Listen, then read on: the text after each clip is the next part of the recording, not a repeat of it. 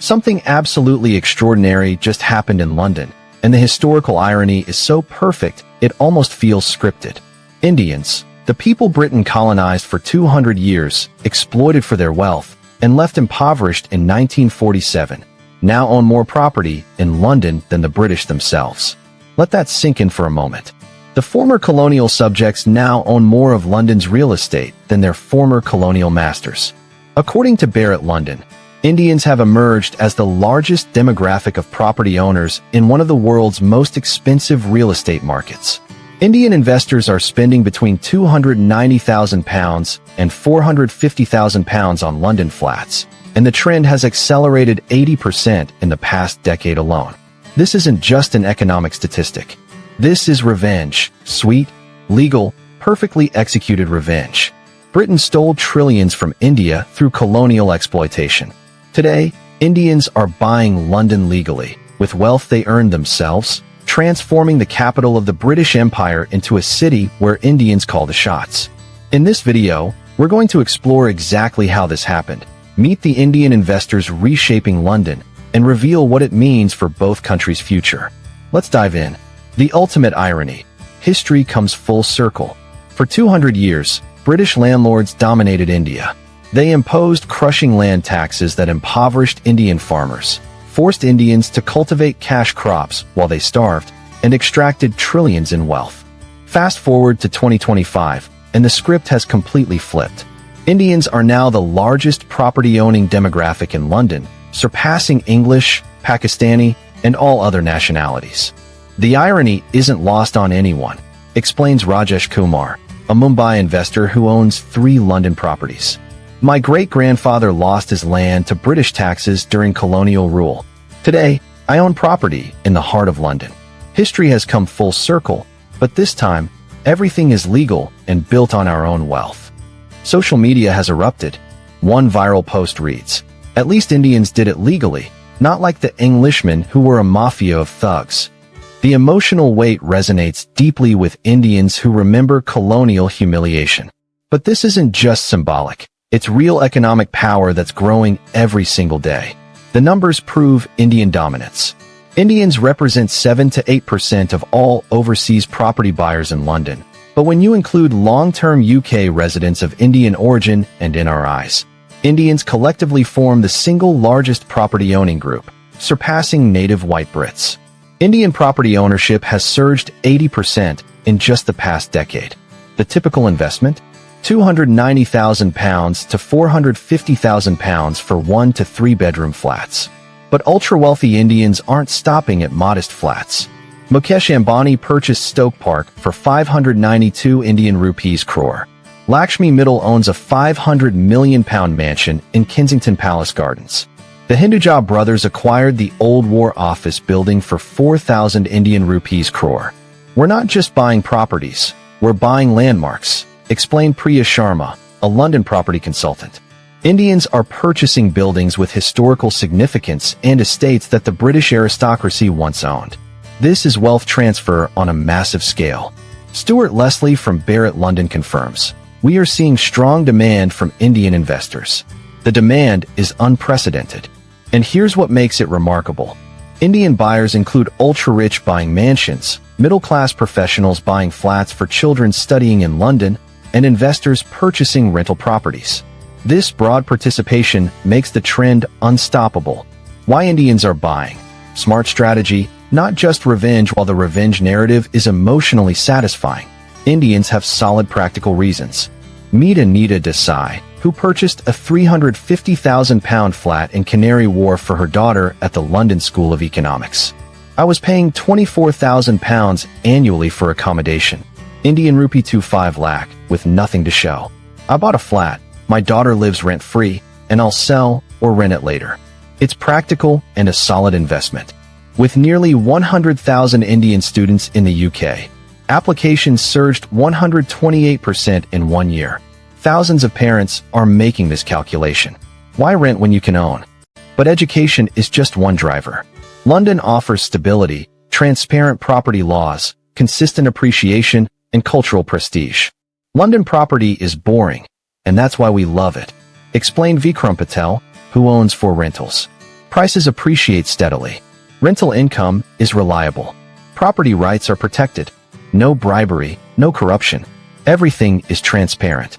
A Knight Frank survey found 10% of India's ultra-high net worth individuals plan to purchase international property, with the UK topping their list. Nearly half are specifically looking at London. India's economic rise powers the buying spree. This isn't happening in a vacuum. It's driven by India's explosive growth. India is now the fourth largest economy, with GDP exceeding $4 trillion, creating millionaires and billionaires faster than almost anywhere on Earth. My grandfather was a farmer under British rule who struggled to feed his family, said Arjun Mehta, who just bought a £420,000 Battersea apartment. My father became a government employee. I founded a fintech startup acquired for $45 million. In 3 generations, we went from colonial poverty to buying London real estate. That's modern India's story. This pattern repeats millions of times. Indians are succeeding in tech, finance, medicine, and business globally, generating wealth they're deploying strategically. And currency dynamics help. While the pound is stronger, India's economic growth means rupee earnings are rising fast. Professionals saving aggressively in India can deploy those savings into London property that appreciates steadily, where Indians are buying, from luxury to emerging areas. Ultra-wealthy Indians focus on Mayfair, Knightsbridge, and Kensington, London's most prestigious areas. Lakshmi Mittal's £500 million mansion sits among embassies and royalty. These aren't just homes, they're statements of arrival. Affluent professionals target Canary Wharf, Battersea, and Marylebone. Properties range £300,000 to £1 million, accessible to successful Indian professionals. Meet the Singh family. Rajinder, a doctor, and wife Meera bought a £480,000 Battersea flat. Our kids will study in London. This solves multiple problems. Housing during university, a place to stay when we visit, and it appreciates 5 to 7% annually. But savvy investors are exploring emerging areas. The smartest Indian investors aren't chasing Mayfair, Priya explained. They're buying Wembley, Southall, Harrow, places with Indian communities, excellent schools, and value. These investors will see 10 to 15% appreciation as London spreads outward. The cultural transformation of London. Indian property ownership is transforming London's cultural fabric. Areas like Southall, Wembley, and Harrow now feature Indian grocery stores, restaurants, temples, and cultural festivals. When I bought in Harrow 15 years ago, I was one of few Indians, recalled Meera Reddy, who now owns 3 properties. Today, half my street is Indian-owned. We have 2 temples nearby, a dozen restaurants, and grocery stores with everything from Mumbai. I feel at home here, in London. This creates economic ecosystems. Indian-owned properties hire Indian managers, use Indian lawyers, and rent to Indian students. Wealth circulates within the community, but there's also integration. My children speak English and Gujarati, Vikram said. They love Indian food and fish and chips. They celebrate Diwali and Christmas. This isn't about creating Little India. It's about being proudly Indian while fully British. The British response: complicated feelings. How do Brits feel? The response is mixed.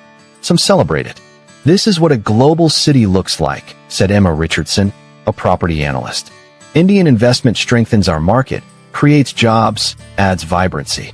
Others feel uncomfortable. My son works in finance and can't afford London, admitted Robert Thompson, a retired teacher. Meanwhile, foreign investors buy properties as investments. I understand it's legal, but it hurts watching my son get priced out. Some reactions reveal lingering colonial attitudes. Comments dismissing Indian buyers as new money or suggesting Indians are taking over expose Britain's struggle accepting the reversed power dynamic.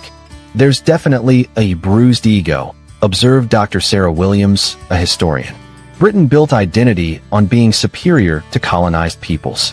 Watching Indians become wealthier and buy British landmarks challenges that identity. Some handle it gracefully. Others struggle. The future, India's conquest continues. This trend won't slow. As India grows 6 to 7% annually, more Indians will accumulate wealth for London investment. As more students study in the UK, more parents will buy. As India produces more startups, more newly wealthy Indians will diversify into London real estate. We're only at the beginning, Priya predicted. In 10 years, Indians might own 15 to 20% of London property. India's wealth trajectory is up while Britain's is flat. The math is inevitable. Some analysts predict Indians will target iconic commercial landmarks. Imagine Indians owning Harrods or the Shard, Vikram speculated. Indian companies already buy British businesses. Why not landmarks? For young Indians, this sends a powerful message. I grew up hearing about colonial humiliation, said Priya Singh, 28, a Hyderabad engineer. But my generation sees Indians buying London, dominating Silicon Valley, leading Fortune 500 companies. We don't feel inferior to anyone. This is proof we're succeeding globally. We want to hear from you. If you're Indian, how does this make you feel? Revenge, justice, or smart investment? If you're British, how do you view Indian property ownership in London? Positive investment or problematic foreign ownership? Share your thoughts in the comments. If this video gave you new understanding of how history is being rewritten, smash that like button and subscribe.